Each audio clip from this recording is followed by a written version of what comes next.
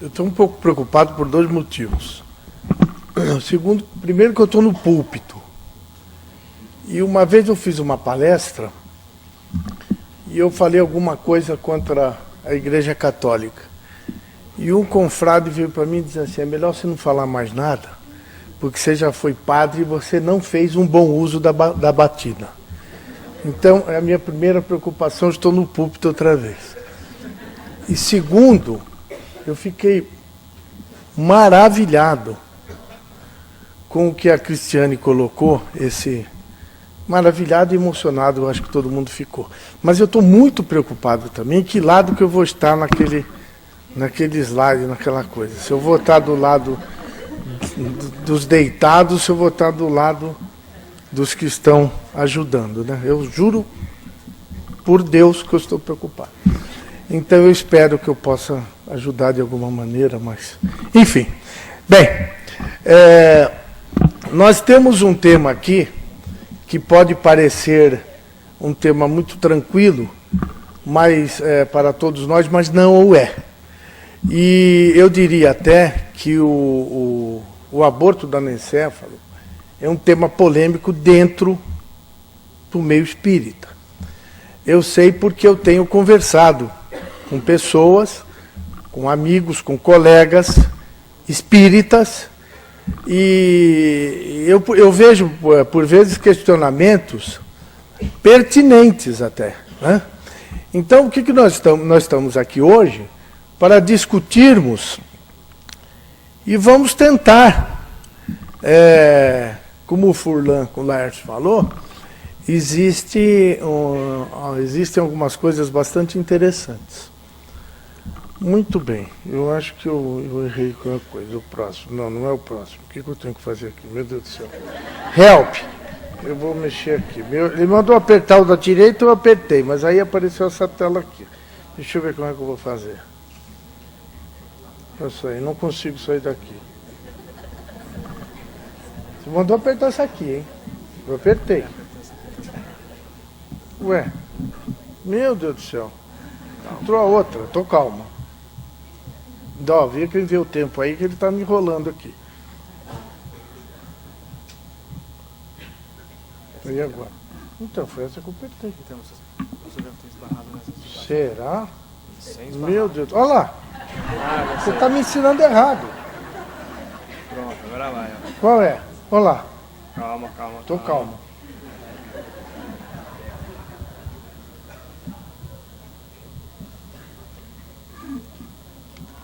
Agora é esse mesmo. Agora ele vai. Será? Vai. Bom, muito bem, muito obrigado. Bem, desconta o tempo, por favor. Então nós temos, veja bem, a vida é uma coisa muito efêmera. Pode parecer uma coisa longa, mas dentro da imortalidade da alma, eu diria que é muito pequena. Muito bem, existem alguns conceitos, nós não podemos falar sobre anencefalia, sobre o mínimo de conceito. Consiste na ausência ou formação defeituosa dos hemisférios cerebrais pelo não fechamento do neuroporo anterior. Geralmente, a criança nasce fora do termo, às vezes com polidrâmios, e seu período de vida é curto, dias ou até poucas semanas, como já vimos em alguns casos. Responde a estímulos auditivos, vestibulares e dolorosos. Apresenta quase todos os reflexos primitivos dos recém-nascidos. Além de elevar o tronco, a partir da posição em decúbito dorsal, quando estendemos ou comprimimos os membros inferiores contra o plano da superfície em que está sendo examinada. Manobra de Gemstorp. Manual de Neurologia Infantil, Warren Diamond e Saul Cycle. Bem, isso é um conceito. E aí... nós temos aqui uma colega e amiga lá na AME Santos, que é a Angélica, eu acho que ela está aqui. Ela está fazendo um curso de bioética aqui em São Paulo, em nível de pós-graduação. E o professor disse que o anencéfalo não é um ser humano. Se ele não é um ser humano, nós temos que classificá-lo. Será ele um mineral? Ou um vegetal, como esse repolho? será um animal ou é uma coisa? Não, porque se esse professor disse isso, a gente tem que classificar o anencéfalo em alguma categoria. Não é verdade? A diferença, gente, é essa aqui. Não é? A diferença é essa. Ele tem isso aqui, não é verdade? Ele tem toda essa estrutura, mas não tem essa estrutura encefálica que está aqui. Mas nem por isso ele é uma coisa. Vou colocar alguns conceitos que foram retirados de colegas não espíritas, a maioria estrangeiros. O anencéfalo não é de fato ausente de cérebro, uma vez que a função do tronco cerebral está presente durante o curto período de sobrevida. Muito pouco se conhece sobre a função neurológica no recém-nascido anencéfalo.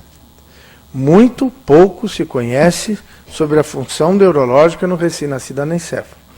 Um recente estudo em profundidade indica que, esse grifo, esse sublinhado é meu, eles estão funcionando mais próximos dos recém-nascidos normais do que de adultos em estado vegetativo crônico.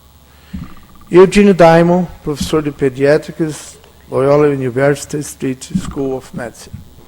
Muito bem, é o mesmo conceito, né? Interessante. O encéfalo do recém-nascido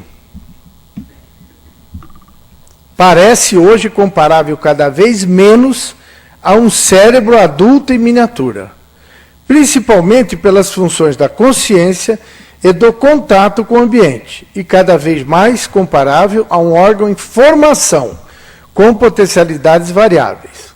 A perda ou falta de uma parte do cérebro durante a fase de desenvolvimento não é comparável à perda da mesma parte depois que o desenvolvimento tenha se acabado completamente. Eu penso que isso é fundamental. Nós não podemos fazer uma analogia, não devemos, do cérebro da criança e do anencefálico com o cérebro adulto. O Sérgio Felipe falou sobre plasticidade, isso vai ser tocado aqui. Essas considerações têm particular relevo na avaliação da capacidade do anencéfalo. Não se trata, obviamente, da possibilidade por parte do tronco de suprir as funções do córtex faltante, mas de admitir que a neuroplasticidade do tronco poderia ser suficiente para garantir ao anencéfalo, pelo menos nas formas menos graves, uma certa primitiva possibilidade de consciência. Deveria, portanto, ser rejeitado o argumento que o anencéfalo, enquanto privado dos hemisférios cerebrais, não está em condições, por definição, de ter consciência e provar sofrimentos. Isso é do Comitê de Bioética do governo italiano, que, pelo jeito, está muito à frente do Comitê Bioético brasileiro. Me desculpe o nosso povo. A questão dessas crianças manterem ou não algum tipo de relacionamento com o mundo exterior, ou experimentarem sensações, mesmo na ausência total ou na presença de apenas resquícios do hemisfério cerebrais, tem sido objeto de controvérsia, pela possibilidade da ocorrência de um certo grau de neuroplasticidade vertical, a partir de estruturas encefálicas remanescentes. Este fenômeno é tanto mais importante, quanto mais precoce ocorre a malformação. No caso da anencefalia ainda no primeiro mês, já que as possibilidades de um rearranjo do encéfalo em formação são bastante diferentes do encéfalo adulto, onde existe maiores limitação. Shillman, 1988, Shillman, 1989. Através desse mecanismo poderiam ser explicadas certas descrições de mães que, acompanhando crianças com anencefalia, dizem perceber algum tipo de interação com seus filhos durante a gestação. Obrigado, Cristiane, porque você já deixou todo o terreno aplainado. Ou após o parto. E que classicamente têm sido atribuídas a meros reflexos. Dr. Rodolfo Acatauaçu Nunes, professor da adjunta do Departamento de Cirurgia Geral da Faculdade de Ciências Médicas da Universidade do Rio de Janeiro, mestre doutor em Cirurgia Geral, setor torácico. Bom, um produto dessa controvérsia, isso é muito interessante, foi a rápida mudança de posição do Conselho de Ética da Associação Médica Americana, em 1995. Quanto à autorização ética da retirada de órgãos de uma criança nascida viva com anencefalia, Firshey, 95. Na ocasião, a autorização baseava-se na assertiva que essas crianças nunca experimentaram e nunca experimentariam uma consciência. Entretanto, pouco depois, e o grifo é meu, e pela primeira vez em sua história, a Associação Médica Americana reconsiderou sua posição, voltando a proibir a doação de órgãos, fora dos padrões aceitos internacionalmente para a morte cefálica. Posição que persiste até hoje. Na ocasião de sua reconsideração, conclamou a comunidade científica a realizar mais estudos, a fim de esclarecer o verdadeiro estado de consciência desses indivíduos. Plaus, 1996. E também, recentemente, alguns autores trabalhando em ultrassonografia de quarta dimensão, Andonop, em 2005, trabalho recente, e ressonância nuclear magnética, Causolari, em 2004, têm lançado apelos para a realização de mais estudos nos fetos de crianças vivas com anencefalia, com o intuito de melhor compreender a neurofisiologia dessa afecção. Quem sabe, o cerebelo, que é, pelo próprio nome, um cérebro em miniatura. Porção do encéfalo anteriormente ligada quase exclusivamente ao equilíbrio e agora também relacionada à cognição e emoção humana, Chalman, 2002, poderia ter algum papel na criança com anencefalia. Olha que coisa interessante, gente. Pela neuroplasticidade. Alguns estudos têm mostrado a possibilidade de um razoável grau de desenvolvimento cerebelar em certas crianças com anencefalia. Longwalt, colaboradores de 2004, Vukelik. Muito interessante. Nós estamos falando sobre o aborto do anencéfalo. Não é verdade? Então nós temos que falar sobre anencéfalo e sobre aborto. Não tem dúvida nenhuma que, se pudesse, o Hitler abortaria todas as mulheres judias grávidas. Não é verdade? E também é verdade que todos nós aqui somos contrários ao aborto. Eu acredito que a imensa maioria. Não é verdade? Tem alguém a favor? Eu vou deixar uma dúvida na cabeça de vocês. E se essa dúvida passar na cabeça de vocês, passa na cabeça de quem não é espírita, muito mais. Se a gente pudesse voltar no túnel do tempo, e aqui nós temos ginecologistas e obstetras, o que será que passaria na cabeça da gente nesse momento? Os meios justificam os fins ou não? Desculpe. Bem, isso aí é uma imagem, né, maravilhosa. Né? Todo mundo conhece. Será um castigo? Então vamos nos socorrer com Kardec. O Livro dos Espíritos, na questão 334, diz, o Sérgio já falou sobre isso, a predestinação na união da alma com tal ou tal corpo, ou só a última hora é feita a escolha do corpo que ela tomará? Resposta. O espírito é sempre de antemão designado, tendo escolhido a prova que queira submeter-se.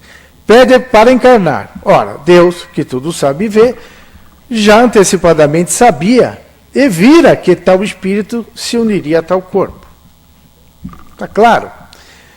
O André, Entre a Terra e o Céu, capítulo 2. O nascimento e o renascimento no mundo Sob o ponto de vista físico, jazem confinados a leis biológicas, de cuja execução se incumbem inteligências especializadas.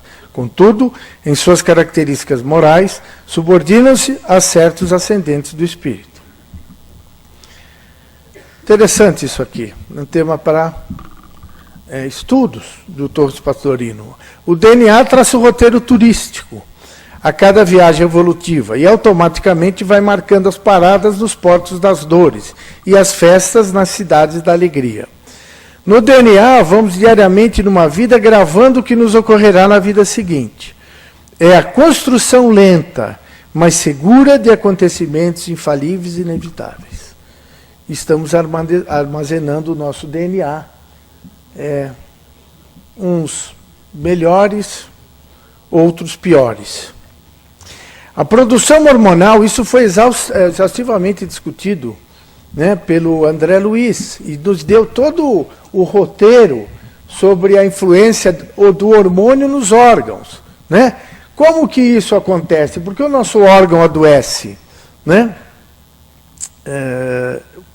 Isso foi exaustivamente debatido, explicado por ele. A produção hormonal pode influir na modificação do DNA. Produção essa afetada pelos atos, palavras, sentimentos e pensamentos das criaturas. Isto é, atos, pensamentos harmoniosos, emoções agradáveis, alegria e amor.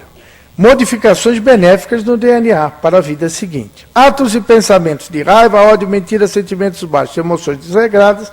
Modificações maléficas no DNA para a vida seguinte. O Ramatiz diz uma coisa interessante. A moléstia orgânica significa que a alma está enferma. O volume de cólera, inveja, luxúria, cobiça, ciúme, ódio ou hipocrisia formam um patrimônio morbo-psíquico que deve ser expurgado pelo perispírito através do físico. Esse é o negócio, gente. É o expurgo. O nosso corpo é o expurgo. Nós temos que expurgar as nossas mazelas do passado, do presente, é o corpo. O planeta ainda é assim. Quando o planeta se tornar de regeneração, vai melhorar, mas nós ainda temos que fazer esse expurgo. O nosso corpo físico é o corpo de drenagem. Essa drenagem de energias deletérias, a qual a medicina dá o nome de doença, reflete êxitos atuais ou de vidas passadas. É que o espírito localiza os resíduos em um local orgânico vulnerável, na tentativa de sua eliminação tóxica. Ou seja, a doença preexiste à manifestação orgânica.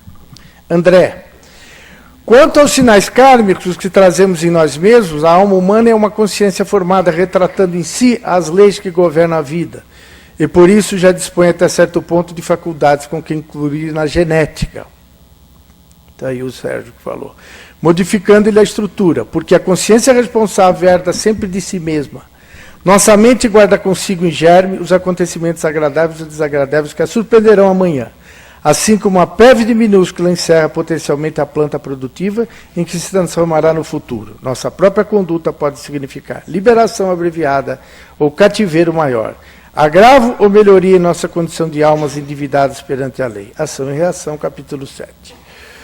Isso aqui é uma hipótese de um amigo meu. Ele fala interessante que todos os organismos internacionais mandam mantimentos, víveres, aviões para esse povo da Rodésia, esse povo que estão em acampamentos. Não chega nada lá, o avião cai, existe uma turma que anda de cavalo e atira em todos os que tentam chegar perto. Será que tem alguma coisa a ver essa turma que promoveu tudo aquilo e essa turma que está lá hoje?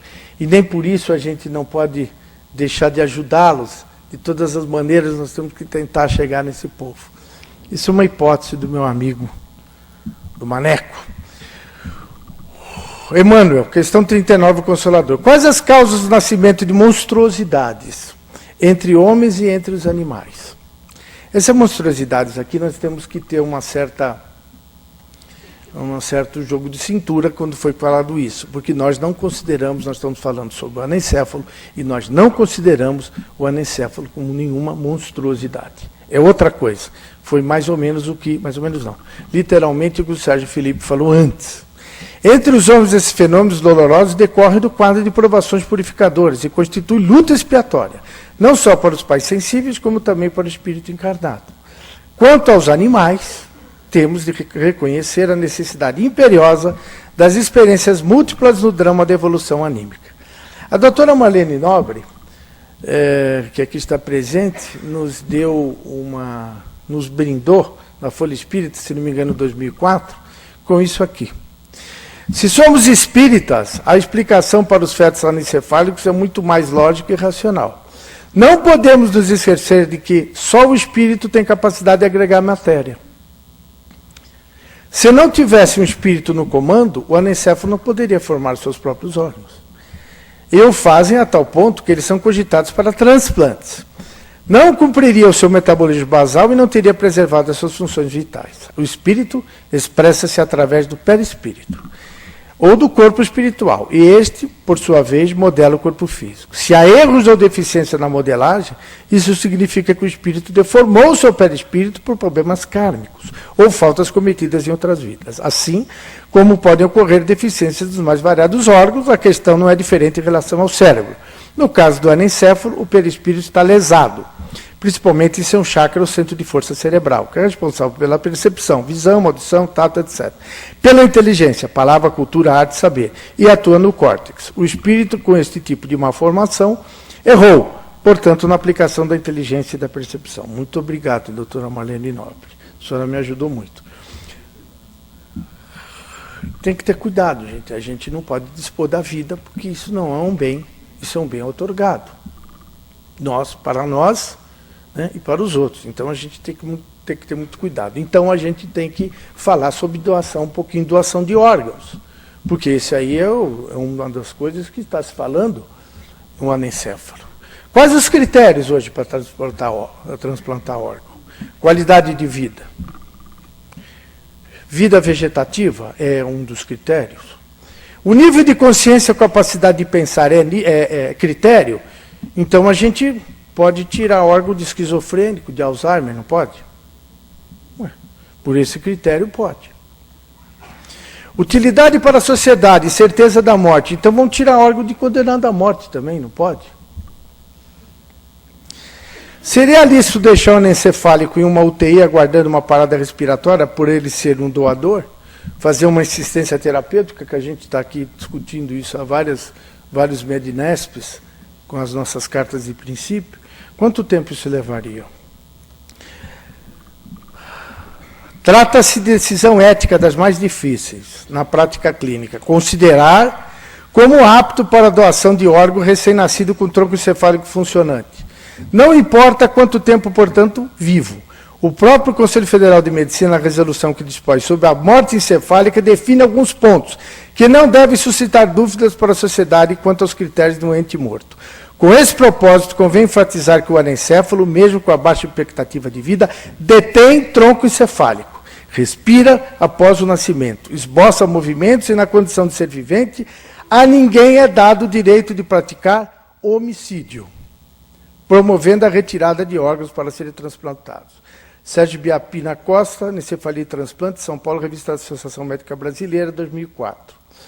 O Conselho Federal de Medicina, 13 anos depois, volta à carga, dessa vez com uma resolução que permite, isto é, torna lícita a retirada de órgãos de crianças anencefálicas, nascidas vivas, desde que com a anuência de seus pais. Para a pesquisa em seres humanos, a lei declara que a necessidade de assinatura, pelo ser, objeto da pesquisa, de um termo de consentimento livre e esclarecido. Será que os pais aos quais venha isso ser proposto e que eventualmente venham consentir o uso de seus filhos como doadores de órgãos, será dito claramente que essa retirada de órgãos será feita com a criança viva. A criança está viva. Que médico se prestará a tão sinistro mistério? Será o Beslan brasileiro? Deus nos acuda. Dr. Herbert Prachedes, Niterói. A resolução número 1752 de 2004 do Conselho Federal de Medicina afirma que os anencéfalos são natimortos cerebrais, por não possuírem hemisférios cerebrais. O que é natimorto cerebral? O que é isso aí? É uma nova nomenclatura natimorto cerebral.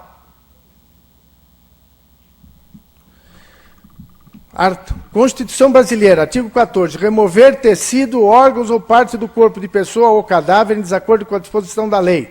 Se o crime é praticado em pessoa viva e resulta de morte, pena, reclusão de 8 a 20 anos e multa, de 200 a 360 dias, multa.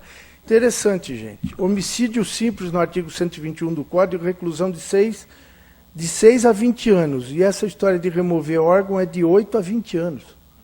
Cuidado, gente, a gente vai tudo para a cadeia. É melhor matar o cara na rua aí do que, sei lá, do que fizer. Cuidado, olha, isso é a lei. O anencéfalo é uma pessoa vivente, reduzida a expectativa de vida no limite de seus direitos e a sua dignidade. A supressão de um ser vivente não é justificável, mesmo quando proposta para salvar outros seres de uma morte certa. Conclusão do Comitê de Bioética do governo italiano, agora 2004. Isso aqui é muito legal. O reconhecimento da anencefalia em útero ou na enfermaria após o nascimento é inquestionavelmente traumático para os pais. Embora o período de tempo entre o reconhecimento e a morte da criança seja geralmente breve, quando o diagnóstico é feito após parto, a necessidade de apoio e aconselhamento é muito mais prolongada. Embora as estratégias convencionais envolvam manter o bebê anencefálico separado dos pais, há uma séria questão quanto aos benefícios derivados de uma estratégia de negação. Negue, o seu filho não nasceu? A experiência com fornecimento de apoio aos pais das crianças com defeitos graves tende geralmente a indicar que há efeitos salutares de os pais afirmarem seu parentesco com a criança, dando nome ao bebê e abraçando antes da morte. O processo de luto, quando assumido, ao invés de suprimido, pode ser uma parte integral da aceitação e cura definitiva. O professor Eugene Diamond, do pediátrico que a gente fez. O Estadão, 20 de maio de 2007, bebê anencefálica completa 6 meses em um patrocínio paulista. Eu gostaria que vocês prestassem bastante atenção no depoimento da médica, que eu acho que não é espírita. Marcela contraria diagnósticos médicos e sobrevive ao lado da mãe no interior, Ribeirão Preto. Marcela de Jesus Ferreira completou 6 meses de vida.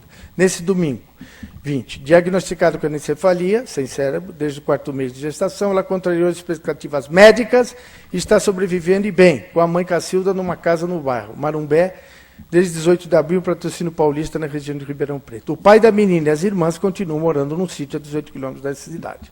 Vou cuidar dela até quando Deus quiser, diz a mãe Cacilda, que não esconde a sua alegria diária.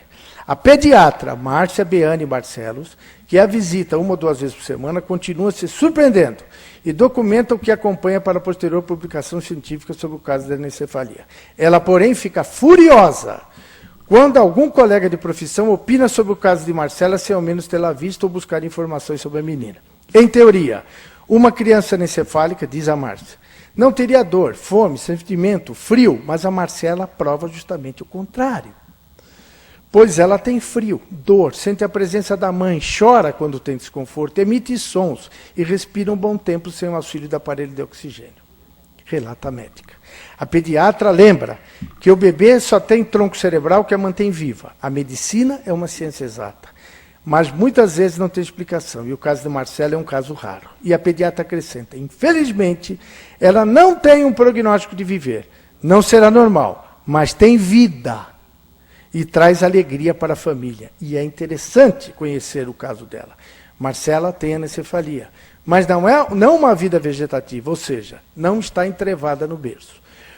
Ela se movimenta e, mesmo que por instinto, sente o mundo que a circunda. Ela pede colo, gosta de tomar banho, diz a médica, aí o sublinhado meu, que é a favor da discriminação do aborto, a médica, em caso de anencefalia, mas desde que sua mãe faça a escolha se vai ou não seguir. Então você veja que ela vai se modificar. Ah, vai. Ela não vai mais falar isso aqui. Ela não vai, com certeza. Quanto mais informação para a mãe que passa por isso, melhor. Aí ela escolhe de acordo com a sua filosofia, religião, ciência, explica a pediatra.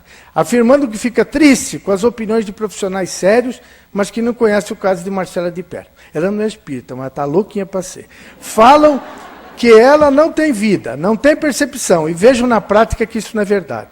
Fico chateada quando uso o caso de Marcela para defender ou criticar o aborto. Está pertinho já. Marcela pesa atualmente 6 quilos, 59 centímetros, é alimentada com leite, 90 ml a cada 3 horas, suco de frutas, papinha de legumes, está gorda e grande, diz a mãe Cacilda, que comemorou os 6 meses de vida da filha com a família. É uma alegria contínua, só agradeço a Deus, afirma ela, que também fica indignada com comentários contrários à situação de sua filha. Parentes, amigos religiosos visitam periodicamente. E até um padre, olha que coisa linda, de Anápolis, telefonicamente perguntando sobre a menina e abençoando-a. Muito legal, né? Cacilda é uma católica fervorosa, mas como diz a pediatra Márcia, ela é simples, tem a família organizada. E também não faz apologia nem espera um milagre no caso da filha. Ela, Cacilda, é esclarecida, sabe dos problemas da filha, não é alienada em forma médica. A mãe não é amargurada, triste ou solitária, está muito segura, e só ela sabe que a filha a sente. Completa a Márcia. Eu vi aqui atrás, já fiquei com medo de acender alguma luz. Está acabando, juro por Deus. Uma cartinha para meus pais. Oi, papai e mamãe, tudo bem? Sou eu, a Vitória. Aquela que só ficou um pouquinho na terra e voltou logo para cá. Quando aí estive, não tive como agradecer, e hoje estou fazendo agora. Mamãe, obrigado por me deixar ficar com você por 8 meses. Nunca mais os esquecerei, foram muito importantes para mim, mesmo sabendo como foram difíceis para você. Eles aqui estão dizendo que aí na Terra, o pessoal ainda não sabe como é importante esse período que a gente fica na barriga da mamãe. Obrigado, papai e mamãe, por vocês me darem um nome, por vocês terem levado meu corpinho e colocado junto com o vovô Pedro e a vovó Yara. Eu soube que eles aqui ficaram muito felizes com vocês. Obrigado por terem me acariciado desde o momento em que eu cheguei, até o momento em que fui embora. Obrigado, papai e mamãe, por vocês não terem tido vergonha de mim e por terem me mostrado para todos os amigos e parentes. E com o papai dizendo, esta é a minha Vitória, minha querida filha, que veio para ficar um pouquinho. Só o tempo necessário para a gente matar as saudades. Um dia, eu sei, irei me reencontrar com ela, aqui novamente ou lá. Linda e perfeita, como Deus a criou. Obrigado, meu anjo, pela oportunidade de ter convivido com você por 4 dias. Eles foram muito importantes para mim. Continua a Vitória. E, por fim, agradeço ao Dr. Oswaldo, que desde o começo da gravidez deu a maior força para vocês e para mim também. Sabe, mamãe, o que eu vou falar é meio segredinho, mas toda noite, quando ele dormia, nós ficávamos conversando bastante. E foi ele que me explicou algumas coisas que eu ainda não entendi muito bem. Mas eu sei que foram muito importantes para todos nós. Aqui já me disseram que sem ele as coisas teriam sido bem mais difíceis. Dá um beijão nele por mim, tá, mãe? Agora eu preciso ir. Qualquer dia desses eu volto para conversar mais com vocês. Saudade, Vitória. Essa é a Manu, uma criança que ficou 3 anos com os pais, não é anencefálica, é quase uma anencefálica, ela nasceu sem a calota craniana. Dá tempo de só. E ela está aí, e a família com essa expressão de felicidade.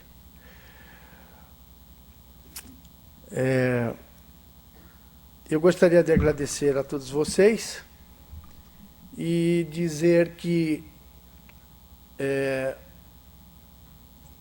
nós temos que batalhar contra o aborto em qualquer situação.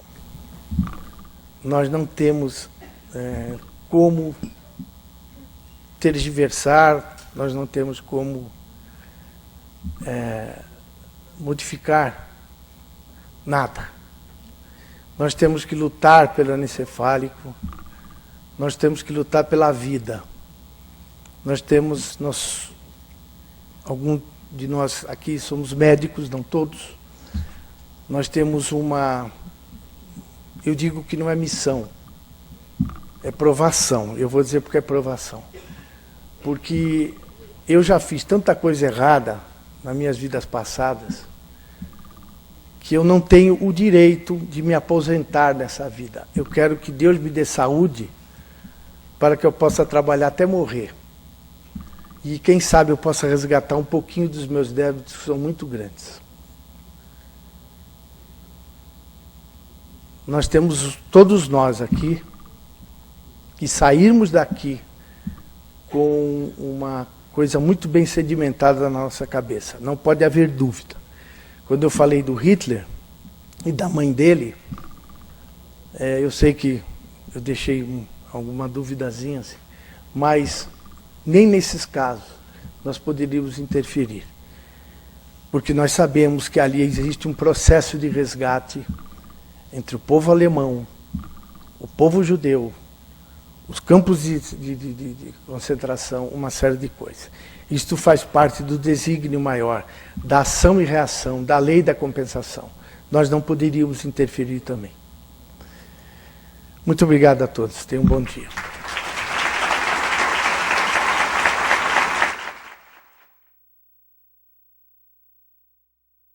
Boa tarde, bom dia ainda. Eu queria agradecer a chance que está aqui. Eu estou aqui meio apavorado, né? Porque para falar depois dessa turma que falou, falar de mecanismo da reencarnação, eu estou achando que eu estou ficando doido, sabe? Mas eu vou usar o recurso que um amigo meu usa sempre, quando ele diz que no mundo de hoje, de cada 10 pessoas, 9 são doidas e uma acha que não é. Então, eu com isso, eu estou no meu lugar aqui tranquilo, né? Então, nós vamos falar da fertilização in vitro, embrião congelado, e nós não vamos fazer, nós não temos como ter certeza disso aqui. O estudo vai ser útil para a gente pensar em mecanismo da reencarnação. Nós não queremos levantar polêmica, queremos trazer argumentos para serem pensados. E complementando um pouco o que o nosso irmão Salum trouxe, nós pegamos um texto dos Salmos no Velho Testamento. Isso eu acho interessante, porque vocês sabem que no mundo apenas 1/3 da população é cristã. Portanto, que estuda o Evangelho.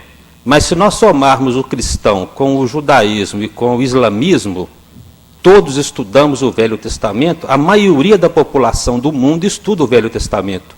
E olha que consta lá nos Salmos. Pois tu formaste o meu interior, tu me teceste no seio de minha mãe. Graças te dou, visto que por modo assombrosamente maravilhoso me formaste. Os teus olhos, veja bem, me viram a substância ainda informe. Então vejam bem que a maioria da população do mundo lê isso aí, estuda isso. Então, a maioria da população do mundo tem que aceitar que tem espírito no embrião. Aborto é impraticável, tem vida humana no embrião. Mas vamos voltar agora a pensar em que Jesus nos falou sobre isso aí. E nós já vamos ver aqui que dentro da questão da esterilidade, ela tem uma terapêutica, assim, vejam bem, em Lucas. E Lucas era médico, então ele cita com propriedade. E eram justos, falando de Isabel e de Zacarias, justos perante Deus, andando sem repreensão nos mandamentos e preceitos do Senhor. E não tinham filhos, porque Isabel era estéril e ambos avançados em idade. E esse mesmo raciocínio se aplica a Abraão e Sara. E ambas, Isabel e Sara, engravidaram. Então a terapêutica e a prevenção da esterilidade é andar sem repreensão e ser justos perante Deus. Essa é a prevenção e a cura. Mas nós vamos ver também aqui o que Maria diz ao anjo anunciador, porque para Deus, afirma o anjo, nada é impossível. Disse então Maria, eis aqui a serva do Senhor, cumpra-se em mim segundo a tua palavra. Então, no âmbito da gestação, fica claro aqui que isso está sob governo estrito de Deus. E a gente entende que isso realmente deve estar, porque a única doença que a medicina cura é a esterilidade. Porque é só adotar. A doença está curada. Então, o dia que nós vivemos o amor em plenitude, não existirá esterilidade. E todos esses mecanismos estudados aqui talvez não sejam mais necessários serem pesquisados, né? Porque o amor vigorará e nós quereremos receber ou adotar, como o Sérgio Felipe falou, a carne, já que nós adotamos o espírito. E a comprovação de que existe espírito no ventre, a criancinha salta no ventre de Isabel ao perceber a chegada de Maria, demonstrando uma lucidez de um espírito que foi o maior depois de Jesus que esteve na terra. Como Jesus disse, dos nascidos de mulher não há maior do que João Batista. E ele então reconhece, possivelmente João não estava tendo que se submeter a ficar ligado ao útero, mas a ligação à distância. E olha aqui sobre a questão que o nosso irmão Salum colocou, sobre o embrião anencéfalo. Jesus disse assim na engenharia genética: se teu olho direito te faz tropeçar, arranca-o e lança-o fora de ti. Pois te convém não que se perca um de seus membros, não seja lançado todo o teu corpo no inferno. E se a tua mão direita te faz tropeçar, corta e lança de ti, pois te convém que se perca um dos teus membros e não vá todo o teu corpo para o inferno. Isso é programação reencarnatória. As doenças e deficiências, inclusive deficiências graves aqui, são necessidades para o burilamento e conservação da vida espiritual em patamar superior. Nós colocamos essa imagem acima porque ela nos mostra a divisão celular. Porque nós vamos no final comentar, isso aqui são os cromossomos se duplicando e se separando. E nós pensamos que um dos mecanismos que permite a melhora da evolução de qualquer doença, inclusive da patologia fertilidade, seria o mecanismo de bióforos, que nós vamos falar à frente. E talvez, eu pessoalmente acho que o bióforo atua no RNA mensageiro, mas pode ser que ele atue no centríolo, como o Sérgio Felipe falou, regulando a divisão celular. E é o centríolo que traciona os cromossomos duplicados para os polos, permitindo a divisão celular. Lembrando daquilo que André Luiz nos ensina, que a divisão celular no útero é sempre submetida a fatores mentais e magnéticos ordinários ou extraordinários. Mas então vamos lá, isso aqui são causas de infertilidade tratáveis por fertilização in vitro, que não dispensa a nossa exposição agora. O que importa aqui, vejam bem, a probabilidade de dar certo, de engravidar, não quer dizer que vai nascer, é em torno de 30% em mulheres até 35 anos, e a partir dos 40 anos, já que os óvulos ficaram expostos a fatores ambientais por mais tempo, essa probabilidade cai para 15%. E há uma chance de gravidez múltipla até de 15%. Isso aqui já nos fala duas possibilidades. O texto 3, pode ter um erro de técnica? Pode. Mas pode representar o karma, a necessidade do casal de não ter filhos, portanto não passaria dos 35% o êxito. Então a necessidade kármica do casal. Isso é importante que se pense para que sirva não apenas de consolo, mas de segurança. Uma outra possibilidade que tem é que esses 70% restantes não tivessem espíritos vinculados a eles.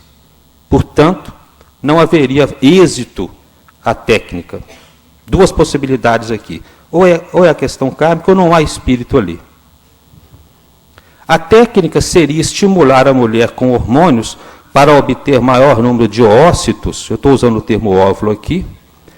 Depois, esses oócitos, que são retirados em número maior, ou são fertilizados por injeção intracitoplasmática, ou são colocados numa placa junto com espermatozoides, obtendo os embriões. E quando a gente obtém os embriões, essa imagem aqui são os espermatozoides em torno do óvulo, do óvulo, vamos chamar assim. Obtidos os embriões, não são todos que são implantados, selecionam-se os mais adequados, que são divididos em 4 classes, que nós vamos falar depois. Os mais adequados é que serão implantados.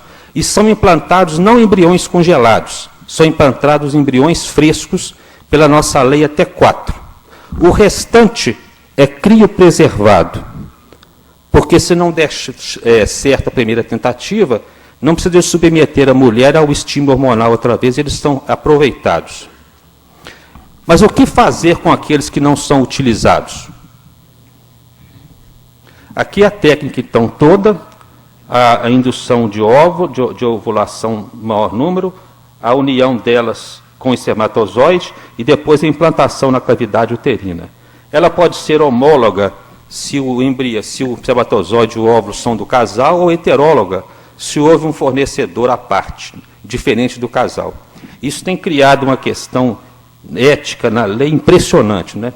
Tem gente preocupada em doar o seu embrião para um outro casal, porque depois pode ter necessidade de respeitar direito de herança, já que o que caracteriza o filho é ter DNA igual, né? Então, isso está virando uma política. Então, tem gente que não doa o embrião, porque depois vai ter que dividir a sua herança com o filho de outro. Então, os embriões são classificados em 4 tipos. E os classificados como 3 e 4, eles nunca serão implantados, porque são embriões com problemas e gerarão ou gravidez, não conseguirão a gravidez, ou serão natimortos ou com doenças graves. E a maioria das clínicas, após 3 anos, não implanta esse embrião. A maioria. E propõe que esses embriões sejam usados para material de pesquisa, doação de célula-tronco, ou sejam desprezados. Ou vai criopreservar para sempre. E eles disputam a ciência o que seria vida celular e o que seria vida humana. Essa é que é a definição que nós podemos auxiliar a ciência. Mas quando a gente pensar assim, o embrião congelado tem espírito, olha o problema que nós temos. Se as religiões são contra a manipulação de embriões, nós temos que ser contra o processo de fertilização que gera o embrião, para não permitir que continue a ter espíritos presos a eles. As religiões teriam que se portar assim. Olha bem a questão. Mas mesmo que houvesse uma decisão nesse sentido, o que fazer com os embriões congelados que já existem? Isso está na mão da ciência, não está na mão das religiões. Um detalhe que é interessante, que eu gostaria de colocar como raciocínio, vejam bem, como raciocínio, é que obtido o embrião, nós teremos a possibilidade, a ciência vê assim, de obter células-troncos que são totipotentes ou multipotentes.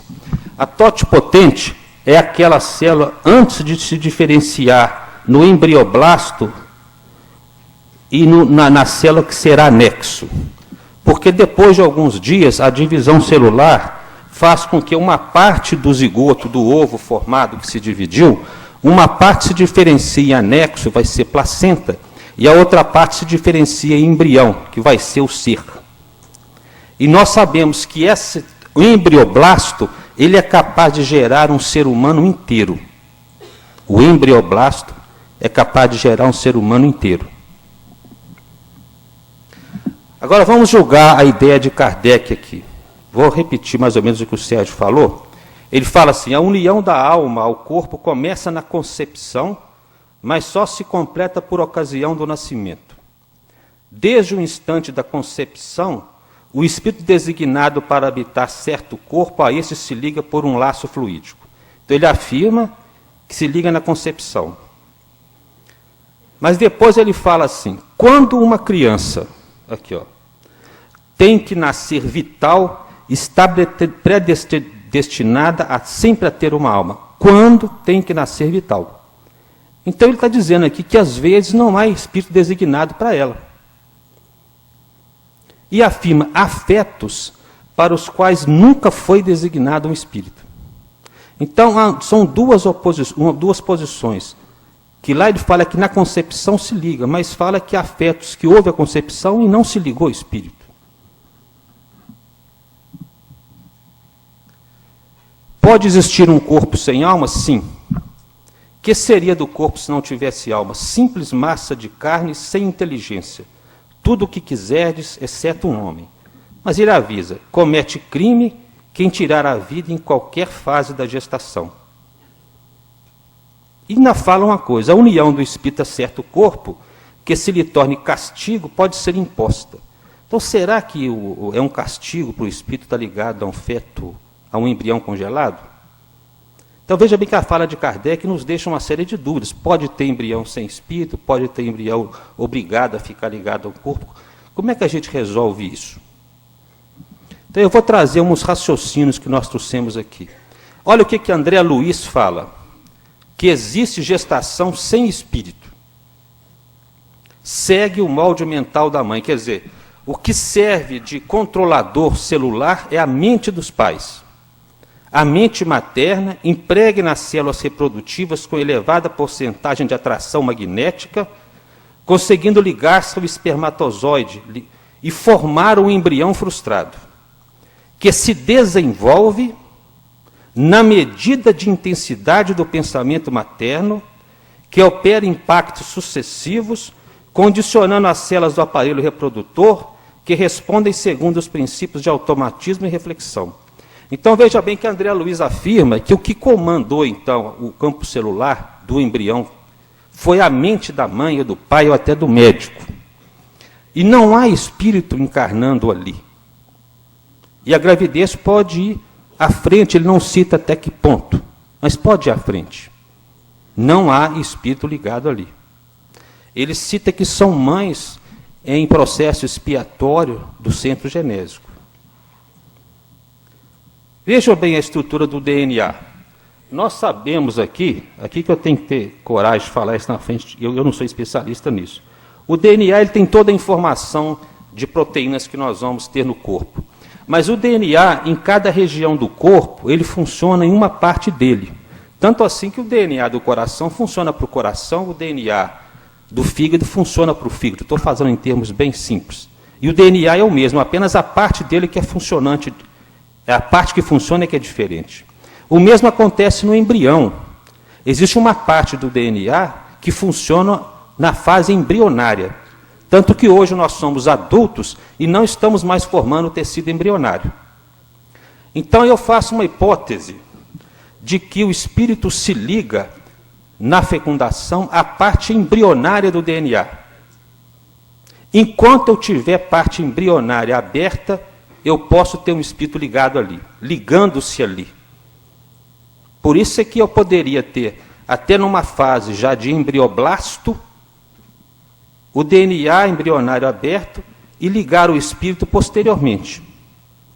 Isso me daria uma resposta, por exemplo, como que eu posso explicar uma gravidez numa violência sexual? Deus não programa o mal. Então, haveria um prazo para que se colocasse em condições de encarnação determinado espírito que vai ter que passar por aquele tipo de gravidez. Mas seguramente ele não foi arrumado, vamos dizer assim, para reencarnar, porque Deus não programa o mal. Outra coisa que nós aprendemos, estudando Sigismundo e Júlio, é que a gravidez não é ligada ao ovo. O reencarnante se liga ao perispírito da mãe primeiro.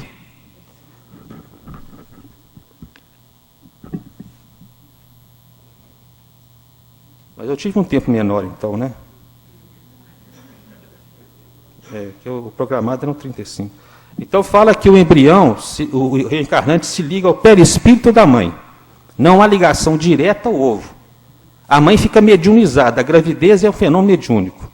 Posteriormente, é que ele vai se ligar ao ovo. E talvez diante disso, mesmo os embriões de laboratório que serão implantados e que darão certo, não teriam espíritos ligados a ele. Porque eles se ligarão ao perispírito materno e, posteriormente, na fase de embrioblasto, ao embrião que está sendo formado. Olha a fala de André Luiz sobre a reencarnação de Sigismundo. As forças masculina e feminina formavam agora uma só, convertendo-se em tênue foco de luz. Alexandre, que é o mentor, toca o ovo, mantendo-se em serviço da divisão da cromatina. Cromatina é o conjunto de DNA, de cromossomos.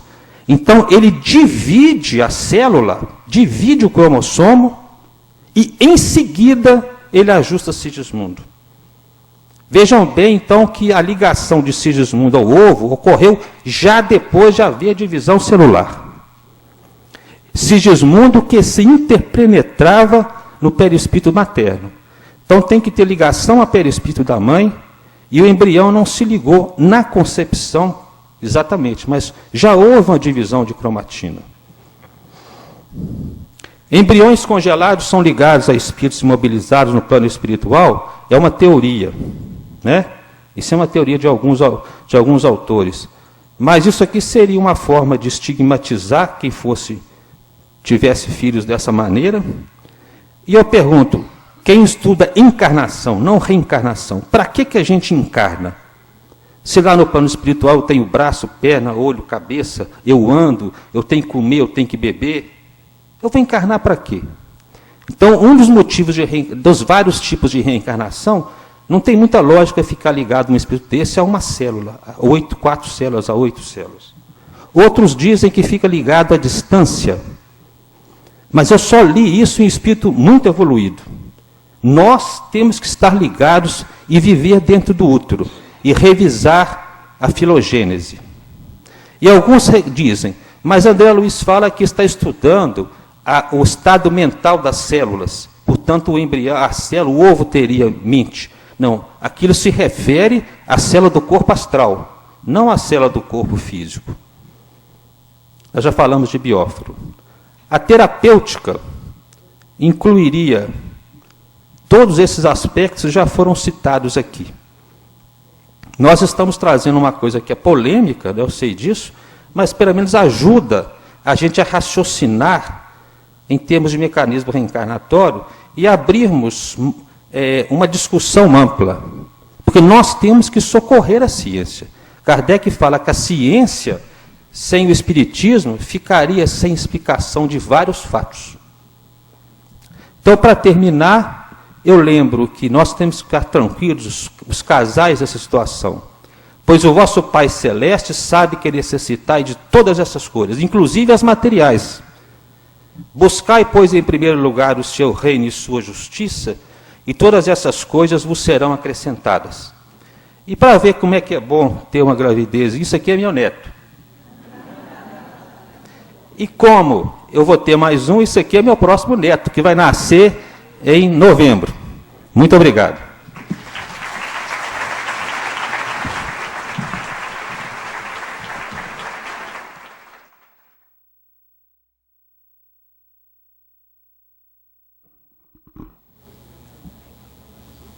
Minhas amigas, meus amigos, muito bom dia. Uma alegria estar com vocês, participando do nosso congresso e trazendo esse tema. Aliás, os temas de bioética, todos acabam sendo muito polêmicos. E a gente acaba tendo opiniões diversas. Mas é preciso que a gente possa utilizar o conhecimento científico associado ao conhecimento espírita, que nos permite ver de maneira mais profunda a questão da vida. E somente assim a gente tem mais chance de acertar. A gente tem mais chance de fazer a coisa da melhor forma. Então a gente sabe muito bem que tudo isso é resultado do grande desenvolvimento da ciência e dos recursos tecnológicos. Dessa maneira que a questão da vida, quando começa e quando termina, acabou realmente se desdobrando em questionamentos. Nós deixamos de ter aquela certeza absoluta de quando se morre, de quando se passa a viver. E é isso que a gente está em tramitação, em desenvolvimento, para chegar a essa elucidação. A gente deu passos científico-tecnológicos muito maiores do que os passos do entendimento amplo da criatura humana. Mas isso, inclusive, tem um sentido, uma razão, é até espiritual. Porque somente com a elucidação do ser profundo, do ser que realmente dá vida a esse corpo, que a gente vai poder compreender essa situação. Então eu digo que esse caminhar sempre tem uma razão evolucional. E é fazer com que o homem, o ser humano, ele reflita acerca de tudo isso e avance do ponto de vista ético, moral e espiritual. Então nós vamos encontrar, no que diz respeito à questão da morte, situações que o médico se depara no dia a dia, especialmente nas UTIs, em que ele não sabe exatamente como fazer, porque ele tem uma discussão ética, uma problemática ética de como conduzir. Nós, médicos, nós temos uma formação que tende a nos levar à busca da cura. Quer dizer, a gente centralizou com o progresso, porque antes se buscava amparar, resolver a questão da dor, consolar o paciente. Mas com o nosso desenvolvimento científico, com o conhecimento, nós passamos a pensar na cura, que seria, na verdade, o terceiro motivo da nossa ação. O primeiro motivo seria sanar a dor, amparar o paciente nesse sentido, consolar e, quando possível, curar. Mas a coisa inverteu de tal maneira, o nosso poder de resolver várias e grande número de situações clínicas cresceu de tal maneira que nós, médicos, passamos a encarar o objetivo da medicina como sendo o de cura. Isso fez com que nós tivéssemos um comportamento que deixava-nos e deixa-nos ainda muito direcionados para essa cura.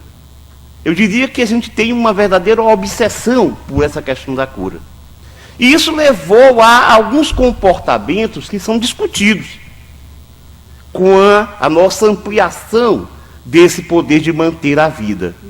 Até onde a gente tem o direito e o dever de manter o paciente vivo. Essa é a grande questão. Então, o que aconteceu é que nós saímos de uma parte, de uma posição em que nos debatíamos e conduzíamos o paciente até enquanto podíamos para uma situação que a gente vê atualmente, se me permitem assim a crítica, de um certo até descaso. Não, esse paciente é um paciente que não tem jeito, e aí vem o famoso SPP como nova norma terapêutica a adotar. Se parar, parou. Isso todo mundo sabe que é uma coisa frequente dentro das UTIs no Brasil inteiro, não é uma coisa que aconteça esporadicamente. A gente tem, cada um pode ter vários casos desses para contar. Eu teria um caso de uma senhora com leucemia, agora recentemente que eu digo a coisa de 2 anos, 1 ano e meio mais ou menos, em que ela entrou naquele quadro grave, foi para a UTI, não tinha resposta terapêutica adequada, não respondia bem, e a médica que acompanhava, então, achando que não tinha mais o que fazer, prescreveu, naturalmente que não no prontuário, mas prescreveu para o corpo de enfermagem, olha, essa paciente é SPP. E tudo bem, na noite, na madrugada, a paciente realmente veio a ter uma parada cardíaca. E a médica de plantão foi socorrer, e a atendente falou assim, olha, doutora, é uma paciente SPP, essa. Parece coisa de plano de saúde, SPP. E ela disse assim, como assim? Ela disse, não, a médica, a doutora fulana, disse que não tem que fazer mais nada. Ela disse, eu vou fazer. A médica disse, eu não vou deixar de fazer, eu estou aqui para atender, eu acho que a paciente não tem como você simplesmente não fazer nada. E então, iniciou as manobras de ressuscitação cardiopulmonar, a paciente voltou, e poucos dias depois, quer dizer, poucas semanas depois, teve alta, e demorou mais 1 ano com sua família. E não foi 1 ano de situação desesperadora, não. Ela voltou a reagir terapeuticamente e se manteve como uma paciente com doença terminal, mas se manteve por 1 ano. Eu fico pensando o quanto é importante para o espírito e para a família ter essa convivência por 1 ano. A gente sabe muito bem, eu não estou aqui mostrando um lado da questão, a gente sabe que existem outros casos que são desesperadores, outros casos mais complicados, mais difíceis. Então, é isso que a gente tem que discutir. E foi isso que levou o Conselho Federal de Medicina, no final do ano passado, em novembro do ano passado, com a resolução 1805, a abrir um espaço para os médicos.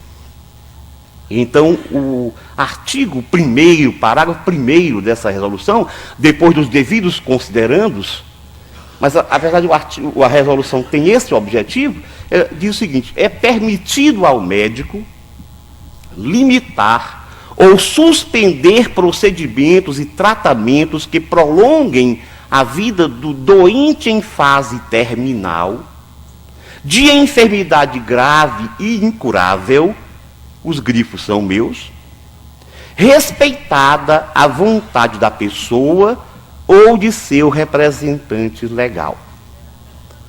Essa resolução, ela vem ao encontro, naturalmente, do anseio de muitos médicos.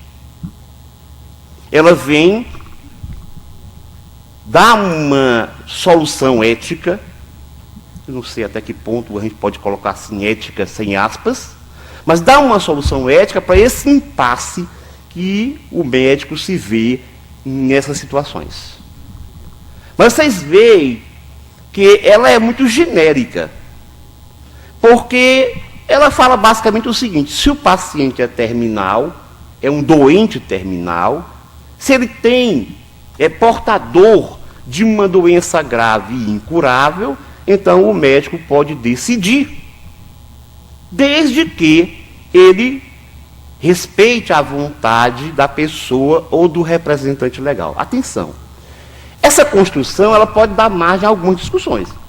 Respeitar a vontade significa o seguinte: se o familiar falar assim, olha, eu não quero que a minha mãe, tendo uma parada cardiorrespiratória, eu não quero que vocês deixem de fazer o que tem que fazer, não. Se ele disser, pela resolução, o médico então tem que respeitar. Mas se ele não disser, fica muito aberto assim, o médico decide. Na verdade, no mínimo, teria que ser colocado de maneira a se entender que há necessidade de se repassar para a família do médico e para o paciente a sua situação. Na melhor das hipóteses. Mas aqui não fica claro. Fica claro o seguinte: se o paciente disser, olha, cuidado, eu estou de olho, eu quero que continue minha mãe aí até quanto puder, então o médico fica livre por essa resolução. Mas vamos entender o que é a questão do doente terminal. Porque quando a gente fala assim, doente terminal, pode parecer de princípio fácil dizer o que é um doente terminal. Mas a gente sabe que na prática, no dia a dia, no cotidiano médico, nem sempre é assim tão simples dizer, este é um paciente terminal. Por quê? Porque a questão da morte, do entendimento do significado da morte, ela se modificou em termos conceituais. Nós saímos de uma ideia de morte vista de maneira fixa, estática, morreu, para uma situação dinâmica, está num processo de morte. Iniciou e desenvolve um processo de morte que é variável de acordo com a patologia e especialmente de acordo com o paciente. Porque nós sabemos muito bem, de maneira empírica, na prática médica, que há pacientes que nós dizemos até com um certo tom de humor, vivedores, e pacientes morredores. Então esse tempo, essa questão do processo tanatológico, varia não apenas em decorrência da patologia, do quadro apresentado pelo doente, mas também do próprio ser, que tem a ver com a questão do espírito. Então vamos, para a gente entender bem essa questão do doente terminal, vamos buscar aqui uma definição de um catedrático de medicina legal, um paraibano, cabra da peste, membro da Associação Internacional de Medicina Legal, um dos mais respeitados médicos legistas do país, Dr. Genival Veloso, de França, num artigo que resumiu uma das suas palestras num congresso, chamado Nos Limites do Fim da Vida, um itinerário de cuidados. Então, lá o doutor Genival Veloso de França define doente terminal, paciente terminal, da seguinte forma: como paciente terminal, entende-se aquele que, na evolução de sua doença, não responde mais a nenhuma medida terapêutica conhecida e aplicada. Aquele que está sem condições de cura ou de prolongamento da sobrevivência. Eu quero citar de Vietê grifado que ele coloca ou de prolongamento da sobrevivência. Uma coisa ou outra. Mas essa questão de condições de cura é muito relativa. Porque quantas pessoas não têm situações em que não têm condição de curar e, no entanto, não são pacientes terminais? Por isso, me parece que uma coisa está relacionada com a outra. Mesmo um paciente, por exemplo, que pode vir a ser terminal, com AIDS, com câncer, é um paciente que, embora tenha uma doença incurável até esse momento, que é uma outra discussão, até quando a doença é incurável? Isso varia com o tempo. Um belo dia, daqui a pouco descobre-se a possibilidade de prolongar a vida do paciente com AIDS, que nós já temos isso, de prolongar a vida do doente com câncer até curar o câncer e assim por diante. Então, esse diagnóstico de uma doença sem cura é um diagnóstico que, embora no dia a dia ele possa ser feito, mas ele pode ser modificado dentro do tempo, ao longo do tempo. Eu não posso dizer assim, olha, todos os pacientes que tiverem câncer de estômago em estado tal, em fase tal, estão com a doença incurável. Eu não posso dizer isso simplesmente, eu posso dizer nesse momento. Mas isso pode variar. Se eu coloco numa lei essa possibilidade, a lei vai ter dificuldade depois. Então, eu acho muito interessante colocar nos pacientes com doença grave, que no momento são incuráveis, essas doenças, mas que não têm condições de prolongamento da sobrevivência. Essa é que é a questão para o diagnóstico do doente terminal. No meu livro, Eutanásia em Foco Espírita, que eu escrevi há cerca de 12 anos atrás, eu digo, quando o processo tanatológico entra em sua reta final, onde as funções se descontrolam celeremente e nada mais se pode fazer para desacelerá-lo, aí sim, diz-se que a doença está em sua fase terminal e o doente também é rotulado como um paciente terminal. No entanto, ser paciente terminal não significa estar no imediatismo da desencarnação. Você pode ter entrado num processo tanatológico, num processo de morte, que pode ser prolongado, mas não vai ter que se desencarnar ou morrer, porque são duas coisas diferentes, né? Você sabe que o espírita desencarna consciente. O não espírita morre inconsciente. Isso é uma brincadeira que eu faço com os meus alunos. Mas é assim, é porque desencarnar é libertar-se do corpo. Morrer, quem morre é o corpo. Nós não morremos, nós somos imortais. O que morre é essa nossa indumentária orgânica que utilizamos no presente. Mas então, esse processo vai continuar. E eu já falei sobre a doença grave e incurável. É uma questão, a mesma coisa, nós normalmente nos baseamos em prognósticos. Prognósticos que são falíveis, inclusive. E frequentemente são falíveis. Quantas vezes nós nos deparamos com uma situação clínica, com um doente, que nós olhamos para ele e dizemos, olha, isso aqui não passa de hoje. E voltamos no outro dia, o senhor está tomando café. Mas como é que pode? Eu às vezes tenho essas coisas. Paciente saindo do terminal, eu lembro que um paciente com apendicite, eu aprendi na faculdade e na residência médica, que tem uma coisa que paciente com apendicite é um dos pontos diagnósticos, que ele não come, ele tem falta de apetite. Pois então, um belo dia, eu chego na enfermaria para um paciente com quadro de apendicite já, e eu entro e está o paciente comendo a comida do vizinho. E eu disse, espere, você, olhei o prontuário dele de apendicite. E o pior é que ele tinha apendicite mesmo. Mas o homem tinha tanta fome que comia a comida do vizinho. Então a gente tem prognóstico, é uma coisa assim. Nessa situação, nós estamos diante da morte do corpo. Ou do processo desencarnatório. Nós temos aí uma foto que eu trouxe de um poente, o sol se pondo, onde eu quero representar esse poente como sendo o processo tanatológico. E nós sabemos que o sol não se põe de imediato, dá todos os sinais e vai pouco a pouco se pondo até desaparecer na linha do horizonte. É sobre esse processo que nós estamos conversando, sobre esse poente da vida, sobre essa desencarnação, sobre esse instante em que o espírito desaparece na linha do horizonte da dimensão física. E é exatamente aí que surge essa questão da possibilidade de a gente não mais interferir, não mais utilizar recursos terapêuticos considerados exagerados para tratar o doente. E muita gente passou a chamar a essa atitude médica de ortotanásia. Inclusive no meio médico espírita, alguns são entusiastas da utilização da ortotanásia. Mas vamos entender o que é etimologicamente ortotanásia, que vocês vão continuar achando que é bom usar esse termo. A palavra ortotanásia vem do grego ortos, que significa reto, normal, justo, bom. E thanatos, falta um acentozinho ali, que significa morte. Então, etimologicamente falando, a ortotanásia seria uma morte justa, uma morte reta, uma morte normal. Etimologicamente falando, poderíamos até dizer que é uma morte natural.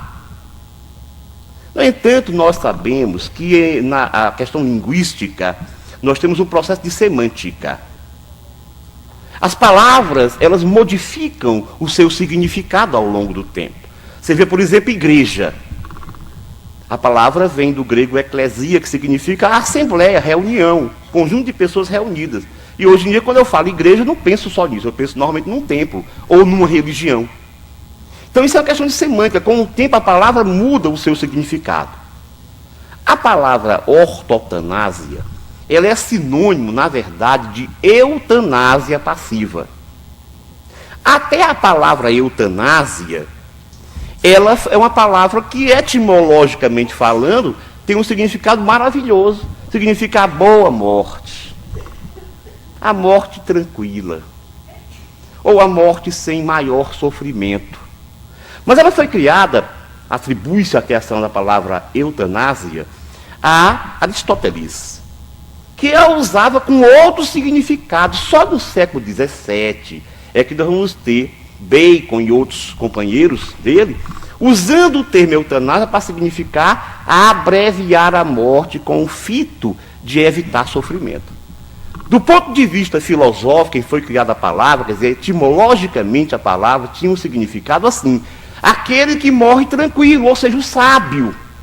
A pessoa que teve uma vida boa no sentido espiritual, no sentido ético, que morre com a consciência tranquila. A pessoa que sabe que a vida se continua após a morte e sabe da esperança que tem no futuro. Depois, no entanto, ela passou a ser usada para o procedimento, que é, mais do que milenar, de se abreviar a vida, de se antecipar a morte de uma ou de outra maneira. Então, a eutanásia ela pode ser classificada em eutanásia ativa, quando a pessoa utiliza algo para abreviar a vida, uma medicação, um procedimento direto em que abrevia a vida. Por exemplo, se você injeta cloreto de potássio na veia, se você injeta altas doses de morfina na veia, como aconteceu com Freud, que sofreu a eutanásia ativa, ele tinha câncer de há vários anos, câncer de maxilar há muito tempo, e então ele pediu para o médico dele, o Breuer, se não me engano, fazer a eutanásia. Mas nós temos a eutanásia passiva. O que é a eutanásia passiva? A eutanásia passiva é você deixar de utilizar um procedimento capaz de manter a vida. Com essa intenção. Então, ortotanásia é o mesmo que eutanásia passiva em qualquer livro de medicina legal, em qualquer livro de direito. Então, se a gente vai usar, por exemplo, um procedimento de não tomar mais uma medida drástica, porque não tem mais resultado para o paciente, a gente conclui isso, que aquela medida só vai tornar o sofrimento dele maior, não vai implicar em nada, em termos de manutenção da vida, de sobrevivência, etc. e tal. Então, se isso aí significa, se eu não estou fazendo com a intenção de abreviar a vida, não é ortotanásia. Ortotanásia é quando eu claramente tenho a intenção de abreviar a vida do doente. Então, você usar um termo que tem uma ambiguidade, um termo que tem significados múltiplos, e quando esse significado, ainda por cima, o seu significado é o oposto do que você está pensando, é algo comprometedor. Eu digo assim, sou a favor da ortotanásia, significa, eu sou a favor da eutanásia passiva. Essa é a questão. Então, nós sabemos, em primeiro lugar, que a eutanásia, qualquer forma de eutanásia, no nosso Código Penal, aliás, nem fala a palavra eutanásia. Artigo 121, parágrafo 1º do Código Penal brasileiro, diz o seguinte, primeiro artigo 121 trata de matar alguém, tirar a vida de alguém. E no parágrafo 1º, quando os motivos são motivos considerados morais, você é tocado de um relevante motivo moral, de um sentimento para ajudar a pessoa, ainda é crime. Não existe no Código Penal o termo eutanásia, existe o procedimento, a ideia. Mas como, dentro da medicina legal e do biodireito, tratando o biodireito como a questão do direito em relação aos problemas de bioética, não a bioética em si, quer dizer, são as atitudes geradas pela bioética, então você vai encontrar sempre o termo ortotanásia. No meio médico é que a gente começa a ver muita gente usando o termo ortotanásia de maneira indevida. É preciso a gente estudar mais medicina legal, para saber o que é que está dizendo. Porque é crime a eutanásia no Brasil. É crime. Ainda é crime, continua sendo crime. Por isso que quando saiu a resolução do Conselho Federal de Medicina, essa resolução que nós vimos, vários advogados vieram à imprensa dizer, podem fazer do ponto de vista da ética médica, mas do ponto de vista da lei podem ser levados a julgamento e podem ser condenados. E é verdade. Porque continua sendo crime eutanásia, independente de ser eutanásia ativa ou passiva. Eutanásia passiva, repito, é sinônimo de ortotanásia.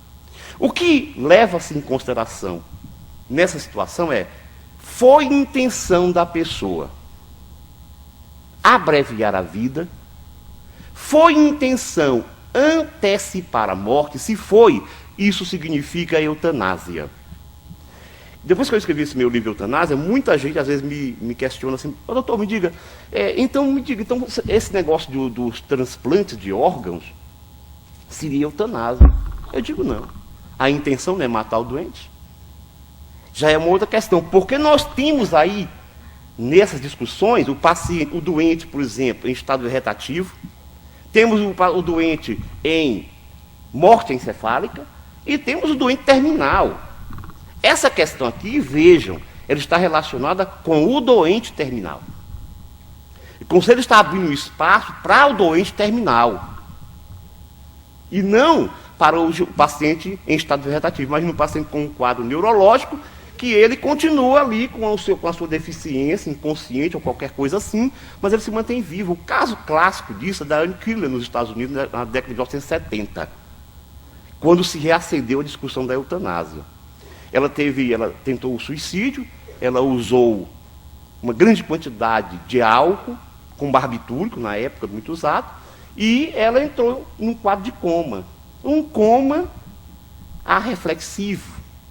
E houve uma discussão, uma polêmica dos médicos com a justiça, porque os médicos não queriam tirar os respiradores. E a justiça mandou tirar os respiradores. Lá vem a onda. Eu acho que são as luzezinhas aqui, acendeu uma amarela, significa atenção. Vocês não estão vendo, mas eu estou aqui. Talvez fosse até uma boa ideia. Bom, então, mas faltam aqui 5 minutos, deixa eu correr. Então, eu dizia que no caso da Anne Killer, a justiça mandou tirar os respiradores, ela passou mais cerca de 12 anos em casa sem desencarnar. Quer dizer, isso é um caso do estado vegetativo. Não é um doente terminal. Agora nós temos o paciente com morte encefálica, É um paciente que já está em processo de morte caracterizado. Ou seja, nada do que você fizer, se você der o diagnóstico como manda o figurino de morte encefálica, se você fizer um diagnóstico como manda o figurino, não tem nada que vá reverter o processo, e ele está celeremente caminhando para a desencarnação e para a morte do corpo. Então, na verdade, aí não se corre o risco de fazer ortotanásia, mas de se reconhecer que o paciente está morto, está em processo de morte irreversível. É uma outra questão. Já nessa época, no meu livro Eutanásia, eu falo sobre isso, já há 12 anos atrás. Eu digo que pacientes com morte encefálica, caracterizado, bem diagnosticado, esses pacientes estão em morte, não tem o que fazer por eles, não tem o que fazer, então, usar recursos absurdos de manter respirador, isso não, estão em morte. Mas é diferente do paciente terminal. O paciente terminal é um paciente que, mesmo que ele esteja inconsciente, ele não tem morte encefálica. Ele pode até vir a ter depois, mas por enquanto ali ele não está. Ele tem um grave problema de saúde geral, uma grave falência de alguns órgãos, de alguns sistemas, que pode até caracterizar o doença terminal, um processo de morte iniciando. Mas até que ponto esse processo de morte vai mantê-lo inconsciente, e até que ponto eu não posso prolongar isso com resultados positivos para aquele espírito, para aquela família que está precisando daquele espírito durante algum tempo. Bom, então é intencionalidade, e é preciso ter cuidado, porque isso pode ser encarado como omissão de tratamento. Quer dizer, um paciente que para na UTI, eu sou UTIsta, e eu digo, eu não vou fazer as manobras de ressuscitação cardiopulmonar, porque eu acho que ele é um paciente terminal, isso é omissão de tratamento. E omissão de tratamento é realmente algo que é penalizado. Se ali tinha a obrigação de fazer isso. Bom, o problema que se trata sempre é o do encarniçamento terapêutico. Quando terminar os 5 minutos, por favor, me avisa. Ou então acenda a luz vermelha.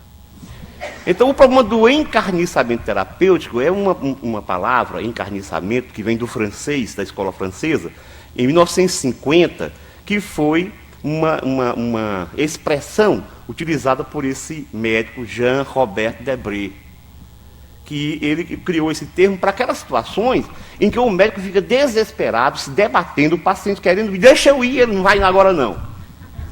Porque com aquela dificuldade que nós temos muitas vezes de perder o paciente, muito mais por orgulho nosso, é bem verdade, por falta de humildade de reconhecer que o paciente não tem mais o que fazer. Mas o encarniçamento terapêutico, que na verdade é o mesmo que é chamado de distanásia, ou na escola americana de futilidade médica, é quando nós passamos a usar recursos cada vez mais sofisticados em um paciente que, com esses recursos, nós não vamos melhorar o seu prognóstico, nós não vamos melhorar a sua doença, nós não vamos melhorar o seu estado, a sua dignidade de vida, e vamos onerar a família, vamos tornar o seu sofrimento maior. O tratamento passa a ser uma coisa pior do que a doença. É verdade, não é? Então, aí, isso sim é chamado de distanásia. Qual é a visão espírita disso tudo? Para eu correr, que eu tenho pouco tempo, deixa eu correr aqui. O Livro dos Espíritos diz claramente, nas questões 953 e 953A, que o procedimento de encurtar a vida, mesmo que com um objetivo mais nobre, é um procedimento que não se deve ter, porque há repercussões, tanto para quem procede assim, como para o espírito que está passando por essa situação. No Evangelho segundo o Espiritismo, todo mundo conhece, capítulo 5º, item 28, o Espírito São Luís respondendo claramente a essa questão, até de maneira muito incisiva. Mas quem vos dá o direito de pré-julgar o desígnio de Deus? Quer dizer, São Luís já responde assim para Kardec, já entra com o pé alto. Quer dizer, se tivesse aqui no nosso futebol, já era cartão amarelo, porque na pequena área, levantando o pé assim para o outro. Então, Evangelho segundo o Espiritismo, eutanásia, o Espiritismo, desaconselha. Não proíbe, porque não proíbe nada. Tudo nós devemos resolver, porque nós respondemos pelos atos. Mas ele desaconselha porque é nocivo para o espírito, é nocivo para quem participa desse processo. Alguém pode dizer, não, mas ele fala aí da eutanásia ativa. Ele fala de eutanásia mais objetivamente. No entanto, o termo eutanásia deve ficar na memória. Ortotanásia, eu repito, é eutanásia. O processo desencarnatório, ele é normalmente lento. O espírito, ele vai pouco a pouco se deslindando do corpo físico. E quando a gente desliga isso antes do tempo, há uma repercussão espiritual, perispiritual, consciencial, importante para o espírito. Ora, se a desencarnação se faz de maneira natural, dizem os espíritos, respondendo a Kardec, que há uma certa dificuldade para o espírito passa por um processo de perturbação ao sair de uma dimensão para outra. Você imagina se você força isso, rompe esses laços antes que aconteça o processo natural. Então, a repercussão anímica, tanto do ponto de vista imediato, quanto do ponto de vista mediato, ela é importante. Por isso, a Associação Médico-Espírita Brasileira, fazendo essa abordagem médico-espírita, que é a sua função, ela reconhece e entende a morte como lei biológica. Então, o médico espírita não tem que ficar preocupado com a morte, porque ele sabe muito bem que há vida pós-mortem. Quer dizer, nós não morremos, o paciente não morre. Então, ele tem que entender a morte como um processo natural da vida. Ele não vai se envolver, se enroscar naquele famoso encarniçamento terapêutico. Ele não vai promover a distanásia, porque ele quer o melhor para o paciente. Todo médico quer o melhor, mas o médico espírita vê o paciente de maneira mais ampla, mais profunda. Ele compreende das necessidades, inclusive espirituais, do seu paciente. Ele vê o paciente de maneira integral. Por isso, o médico espírita tem que trabalhar a humildade de reconhecer até onde ele pode continuar e o que ele pode fazer para parar.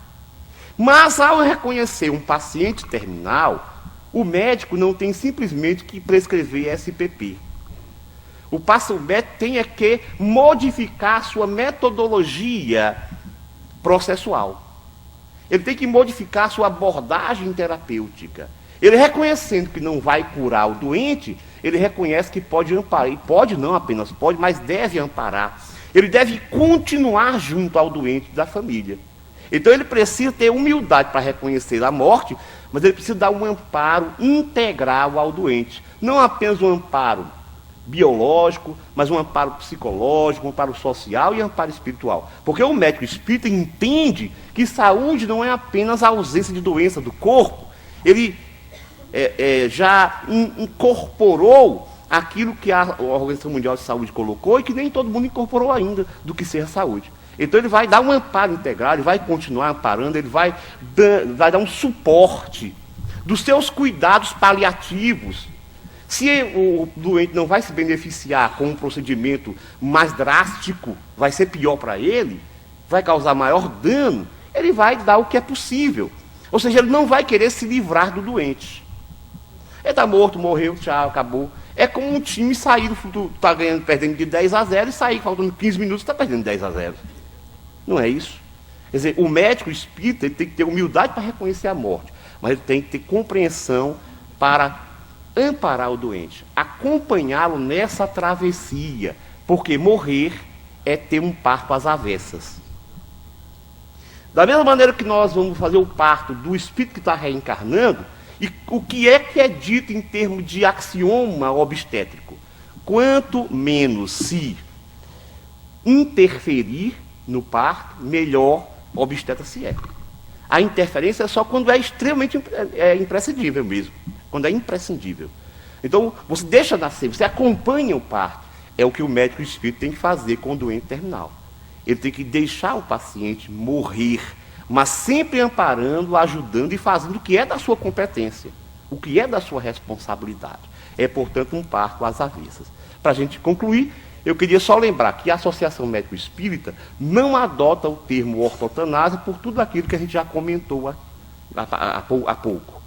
E fechar com um dos itens da nossa carta, do nosso Medinest 2005, a carta chamada Carta de São Paulo, que fala especificamente sobre a questão da morte natural, daquilo que podia alguém chamar de ortotanásia. Então nós dizemos lá, manifestamos-nos favoravelmente à ocorrência da morte natural, a morte que se dá no tempo certo. Compete-nos respeitar a autonomia do paciente, suas crenças, medos, desejos e esperanças, oferecendo-lhe apoio médico, psicológico, religioso e familiar, que lhe possibilite morrer sem dor e viver com dignidade seus últimos instantes de vida terrena. Portanto, reconhecer a morte como um processo natural é reconhecer que nós temos também que aprender a lidar com a morte. O nosso grave problema como médicos, de um modo geral, é que nós não aprendemos a lidar com a morte. Mas não somos só nós, é a humanidade inteira. O Espiritismo resgata isso para nós, permite que nós possamos compreender a morte, não para fazer apologia dela, mas para reconhecer-lhe o momento e o significado quando nos depararmos com ela, seja em relação ao nosso paciente, seja em relação a nós mesmos. Muita paz a todos.